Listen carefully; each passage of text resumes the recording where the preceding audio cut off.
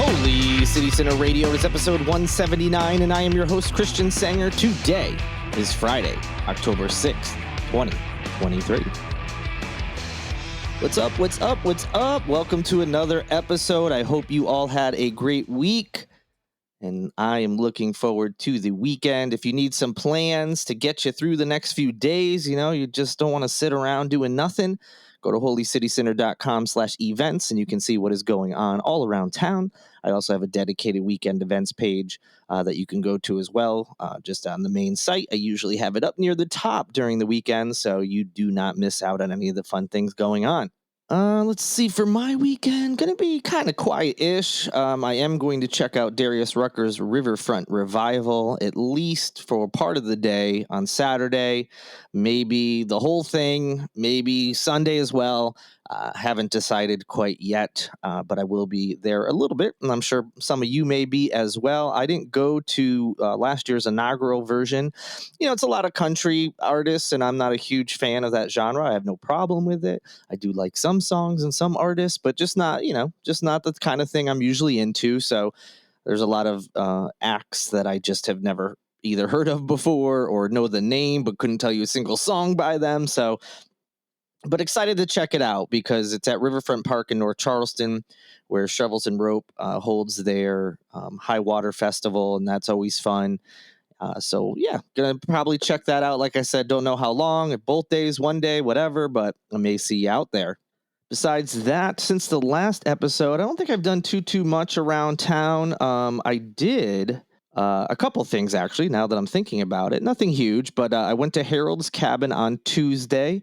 The downtown kind of like cozy neighborhood bar and restaurant is once again going to be doing holiday-themed pop-ups on the second floor. So for those who haven't been there, it's, 2 floors. It's a small area despite having 2 floors. So that's why I mentioned it being like a cozy neighborhood tavern. It also is cozy because they have like couches, and the upstairs bar, which actually goes by the name The Pickled Beet now, is extra cozy. It just feels like you're almost like hanging out in like an attic or something, or a cabin in the woods.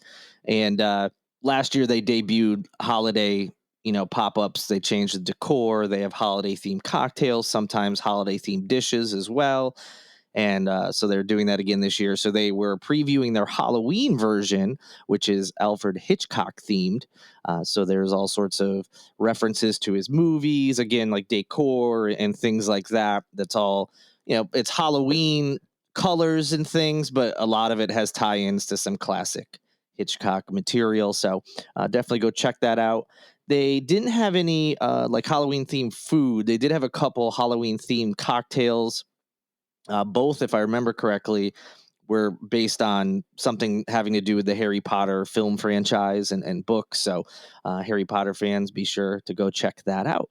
Didn't stay super long, but I did enjoy everything I saw. I thought they did a great job yet again, with getting it all dressed up and whatnot. The next day, not Charleston specific, but I did go to the Terrace Theater on James Island. Of course, an independent movie theater. They have, the same movies that other movie theaters have, but they also will do some fun things periodically. An old film maybe will be shown, or they'll do question and answers sometimes with directors or, people involved with certain films. And this is actually going on, I think, at multiple theaters around the country, but this is the type of thing that you would see at a Terrace Theater, which is re-showing an older film on an anniversary. So a friend of mine reached out and asked if I would go see Stop Making Sense, which is a concert film from the Talking Heads, very popular group who's, late 70s, early 80s. That was like the height of their careers as far as being together in a group. I forget how late. I think they continued on until the early 90s, but there was a little break in there, and then they officially disbanded. So not the longest of careers, but the albums they did put out, some are considered classics. A lot of their songs are considered classics. Just a very eccentric and fun band. And I knew a little bit about them. I obviously knew the classic songs and a handful of others, but didn't really know what their live shows were like. And so when my friend asked to go check this out, I was like, yeah, sure, why not? And it actually was pretty phenomenal. It was came out in '83. I don't know if the concert was also in '83 or maybe it was the year before, but the film came out in '83, so it's celebrating its 40th anniversary.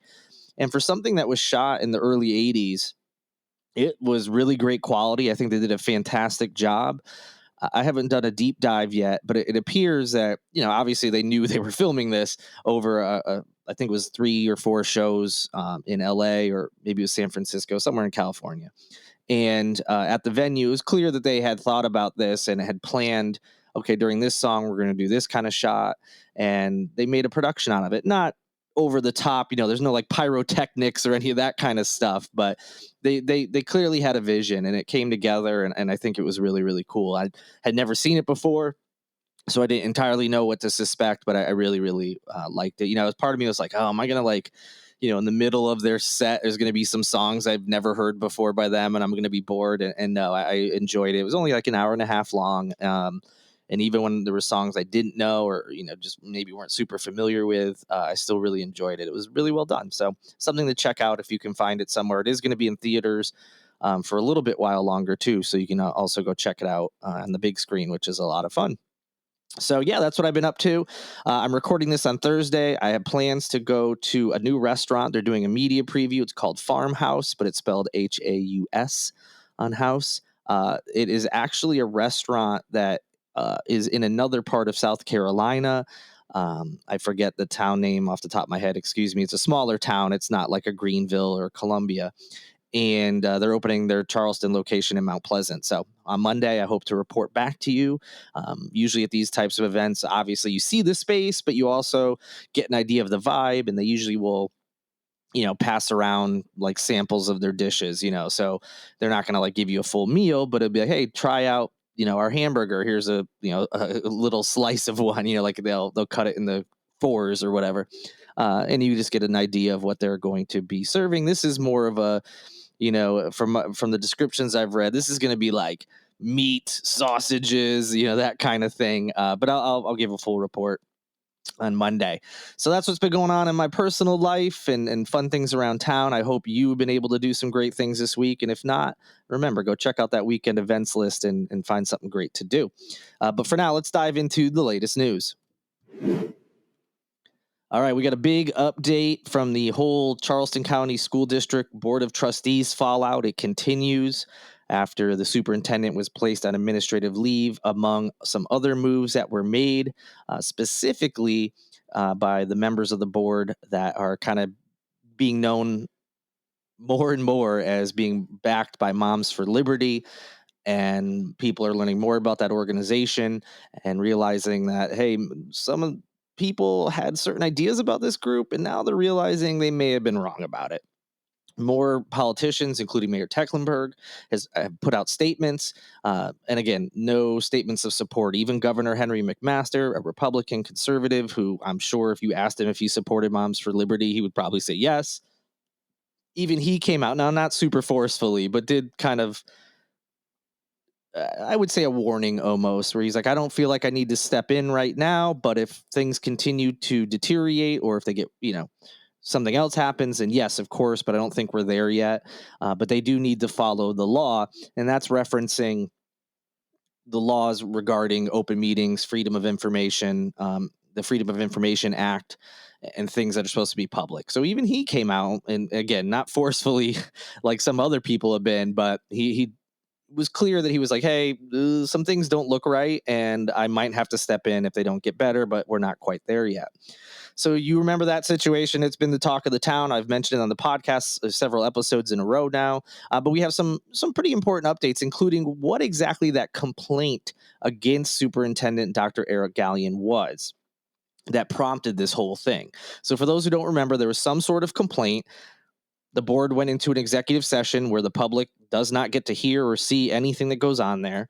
When they came out, unanimously, the board voted to investigate this complaint.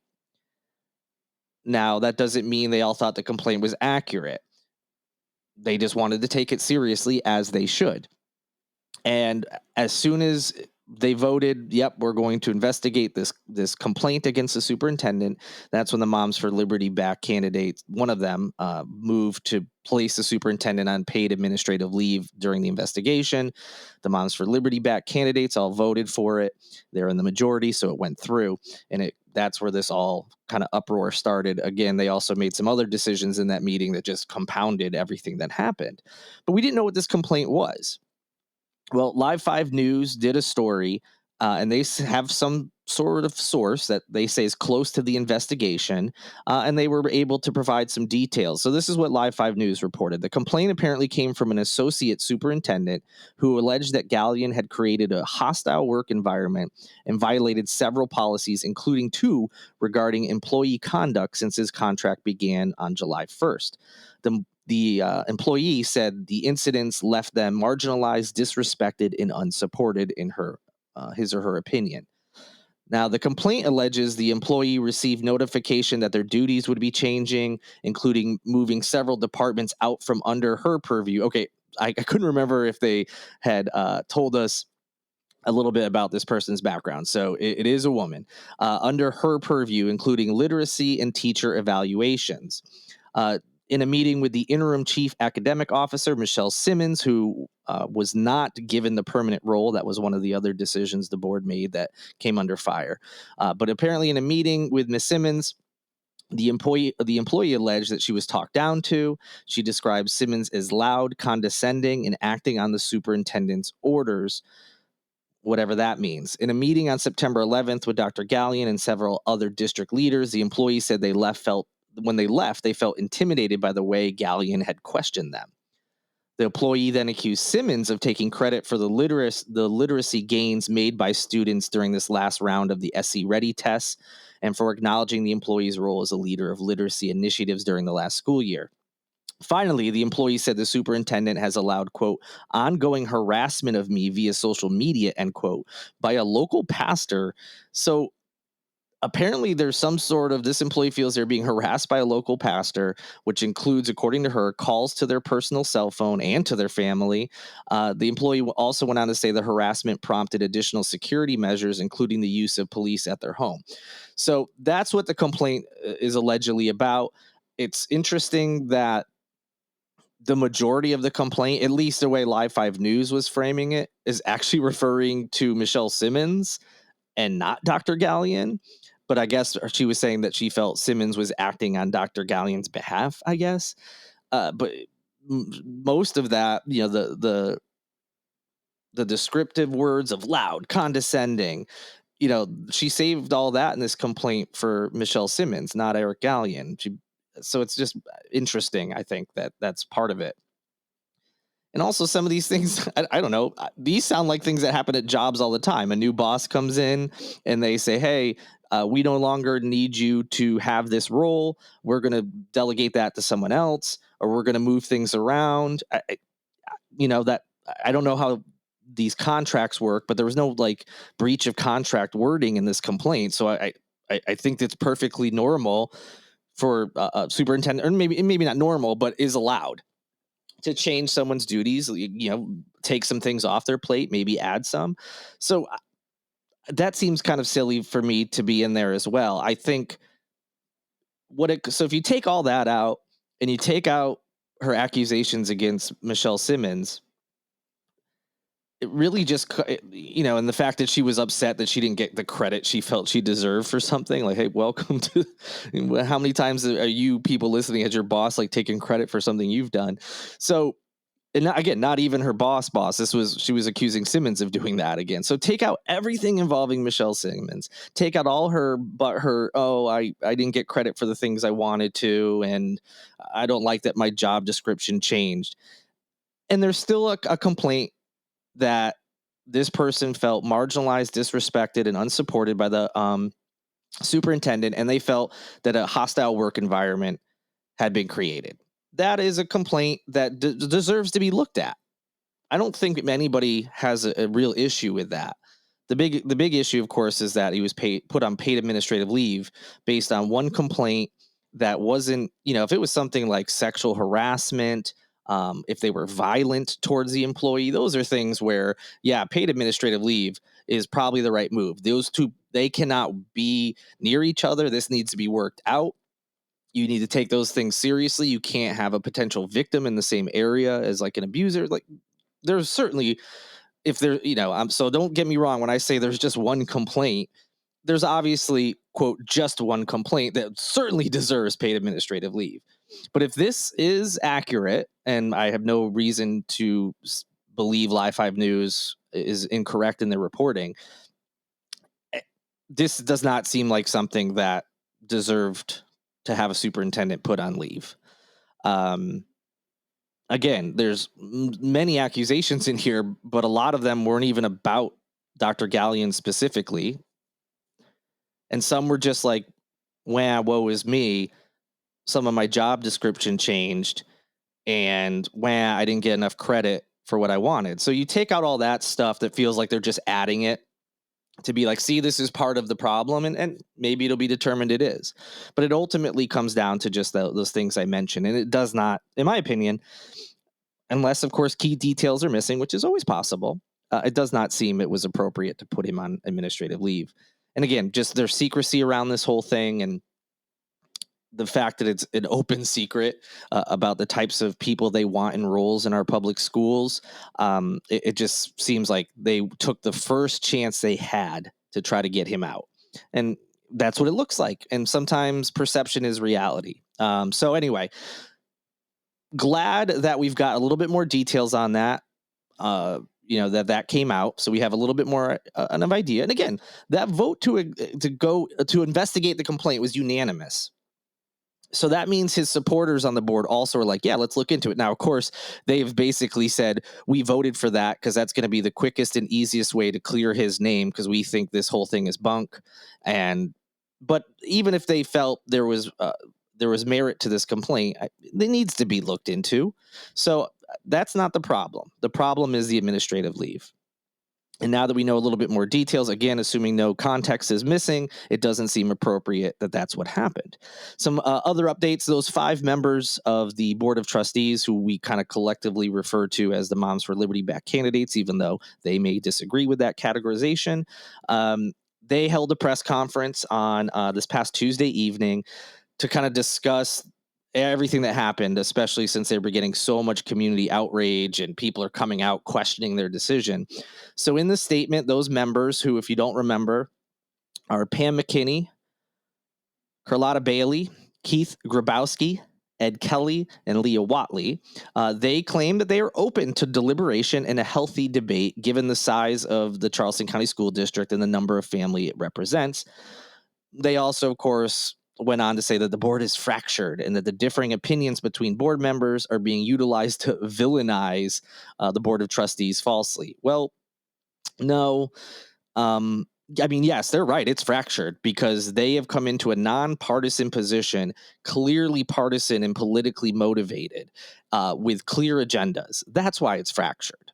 And yes, there has been some villainization of the Board of Trustees, but number one, it's not the entire board, it's U5. And the reasons for those are pretty clear. It's the secrecy. It is, especially after they all campaigned on more transparency, it's when they have a chance to explain things that they claim are on the up and up, they don't do it. Even this press conference, they didn't really provide any real information. It was basically like, we're sad that people are coming out against us. We don't think it's fair. We made these decisions not for not for the reasons that people are saying. We're doing it for the best. I'm paraphrasing, but it wasn't really anything like. The only thing they sort of tried to explain was how they basically wanted to wipe out the Health Advisory Council and put people that they wanted on there. And they said that, oh, well, the language in the contract or description says that these folks serve at the pleasure of the board, so we can hire and fire them as we see fit. Whereas others believe that there's supposed to be a specific term that these folks can serve, barring them doing something egregious, they serve out those terms. So that was really the only thing they tried to explain. Like, well, we did, but even that's not explaining it. Like, okay, sure. Even if that's the case, they serve at the pleasure of the board. You can hire and fire them as you see fit. Or hire and fire is kind of misleading because these aren't like paid positions in the school. I don't believe there's just like like a board where they can help direct certain things. Now, even if that's the case, you haven't explained why you wanted to get rid of them. And the reason for that is left up to everyone's assumptions because they don't explain it. They don't say, well, this is why. And we know why. Moms for Liberty came out of the pandemic with the whole parents' rights. We hate masks. There shouldn't be mask mandates. Our poor kids can't learn with a mask on their face, and all that nonsense. It was all based on that, which they thought and that's why a lot of these folks ran on basically a single issue without saying it, and it was that. And so they want people on the board that are probably anti-vax or anti-mask or at least anti any mandates or any of that stuff. And that's why they're not explaining it, because the reasons aren't going to be good enough. And if that's not true, if the supporters of theirs or they are listening to this, which I highly, highly doubt, if that's not true, then come out and say that it's not true and then explain why you did it. Because if you don't explain these things, people are left to fill in the blanks on their own. And if you don't like that, it's a very simple solution. You come out and explain yourselves. Not rocket science here. I know I'm expecting a lot out of you feckless hacks, but that is what you look like when you refuse to explain anything. Meanwhile, Superintendent Dr. Eric Gallion, this is the latest news, has filed a lawsuit against the district alleging district policies and the school board of trustees are hampering his ability to effectively do his job. The lawsuit alleges the district has breached its contract, violated board policy, and has violated the Freedom of Information Act with an illegal meeting. The complaint says that the district, specifically the board, has ignored its policies and attempted repeatedly to usurp the authority of Dr. Gallion in order to control personnel and function as the de facto superintendent of the district. Those words come directly from the lawsuit. So since his hiring on June 21st, I think he officially started on July 1st, Dr. Gallion has attempted to hire at least 2 new employees, promote a third, and reorganize another position. All of those attempts have been blocked by the school board, more specifically by what I refer to as a lawsuit referred to as the Moms for Liberty backed board members.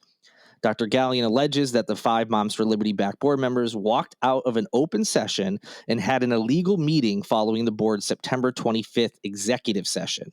The video screen behind the board, which is up during all their meetings, first showed that the meeting had adjourned before changing the status to recess after the group, quote, suddenly got up and walked out of the open session meeting, end quote. The other 4 board members stayed in their seats during the recess, according to these court documents. So attorneys for Gallion are claiming that during this illegal meeting, the Moms for Liberty backed board members voted to appoint Anita Huggins as interim superintendent before the vote to place Gallion on leave had even been taken. So they are alleging that this was in the works. This was essentially like a conspiracy, not in the tinfoil hat way, but in the plan behind the scenes in advance of things by these board members, which if anybody was watching this was clear as day, that was what was going on. But that was a new piece of information, assuming the lawsuit is accurate, that they were claiming that the meeting had been adjourned, but were really meeting privately out of the view of the public, and then saying, hey, we all agree that we're going to put Anita Huggins in as the interim once we go ahead and vote to put the superintendent on leave, because they already knew they had the vote. So it wasn't like if we put him on leave, they knew they were going to put him on leave. So that's a big, interesting chunk of this lawsuit right there. So court documents called the meeting a violation of the Freedom of Information Act because it was not properly noticed. A quorum was present, so they should have been able to follow proper procedure, and the public was not allowed to attend, and then that this vote was taken at this illegal meeting within a meeting, as they call it in the lawsuit. So the drama continues. It is not going anywhere anytime soon. I cannot wait for this investigation to be completed. I can't wait to see where this lawsuit goes. And I don't know, when I talk about Freedom of Information Act on this podcast, usually it's referencing like a news organization filed paperwork saying, hey, we want to collect emails, or the Murdoch case comes to mind. We want the phone calls that Alec is making, the things that should be publicly available. We're making requests for you to give those to us. And now I'm wondering, what is can we get board members' emails? Do you think maybe they talked about these things beforehand and it'll be present in their emails? I'm sure investigators and all that are looking into all these things, but it'd be really interesting to see if these guys all communicated with each other via email. Now it has to be the email provided to them through the district if it is something that is subject to FOIA laws. Not like their personal email. Were they that dumb to all this coordinating beforehand, if that's in fact what happened, do it through those emails, or did they do it through like their personal phones, personal emails, all that? So it'd be interesting to see what, if any, communications are there. And I'm not sure, because it's different for different organizations, what you can submit a request for and whatnot, but it'd be interesting to see. And I'm sure local media is certainly working on that right now. All right, quick updates on two other things before we say goodbye for the weekend. These are more fun than this whole drama, although it is a little fun. The New York Knicks of the National Basketball Association are in Charleston through October 7th, so Saturday's their last day here. They've been working out at the Citadel in preparation for the upcoming NBA season, which will kick off on October 25th for the Knicks when they take on the Boston Celtics. So why are the Knicks here for a little preseason camp? Well, the coach, Tom Thibodeau, used to be with the Knicks as an assistant coach back in the late 90s, and I think into the early 2000s. And they used to actually come here, the Knicks that is, to visit the Charleston area. You can look into why they stopped. It has to do with the Confederate flag in the State House back in, I think, 2000. That's why they stopped coming to Charleston. But they were coming here for several years to have like a little mini preseason camp to just get away from New York City, get away from the hustle and bustle of all that, and just bond as a team. So apparently Thibodeau enjoyed doing that and wanted to bring the Knicks back to Charleston since they haven't been here in over 20 years. This is actually the second straight year that the Citadel has hosted. Oh, and by the way, the Knicks back then used to practice at the College of Charleston, but this time at the Citadel. But this is the second straight year that the Citadel has hosted an NBA team for a preseason camp. You may remember last year, the Philadelphia 76ers worked out at the school for a week before the start of the regular season. So it looks like teams are getting back into that groove of going to different places. Some go overseas. Some do this where they go to a different state just to kind of get away. But it'd be cool if this becomes like an annual thing, whether it's the same team over and over or multiple teams do it.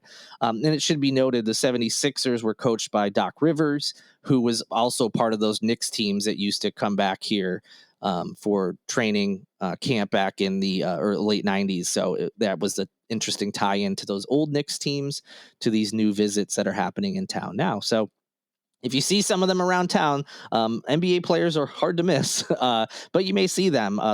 Some of the local media, they interviewed some of the players and the coach and asked them, what sort of things they're doing here. And they mentioned, I've been hearing Hall's Chop House is a place I should go. So maybe you'll see them out to eat. But Saturday's your last chance to see them, as it'll be their last day here, as they've been spending time in the Low Country. Perhaps you saw some of them around town, but pretty cool. Like I said, I hope it continues. It's fun to have some professional teams in town.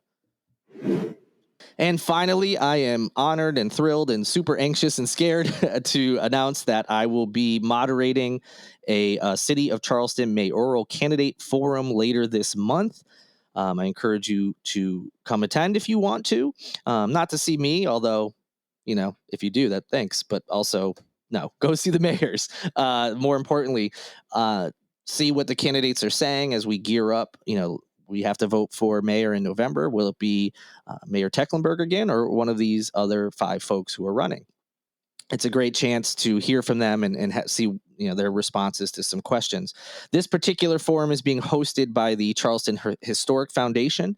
I'm excited to work with them on this. It's going to be held on Monday, October 23rd at 6 p.m.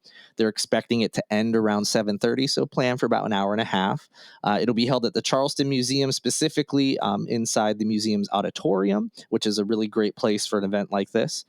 It is free to attend and is open to the public. However, space is limited in that auditorium and registration is required. Check the link in the show notes if you'd like to register, and you can come attend the Mayoral Forum and see what they have to say, and hopefully see me not freak out and pass out or something. No, I'm very much looking forward to it, so I wanted to share that. This is not the only mayoral forum left. There are several others, so if you can't make this one, there's a bunch of others in town that I've been sharing, and you can probably find in Facebook groups and other media as well.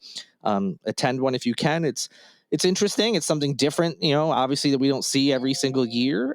It's a great way to just get up to date on everything that's going on.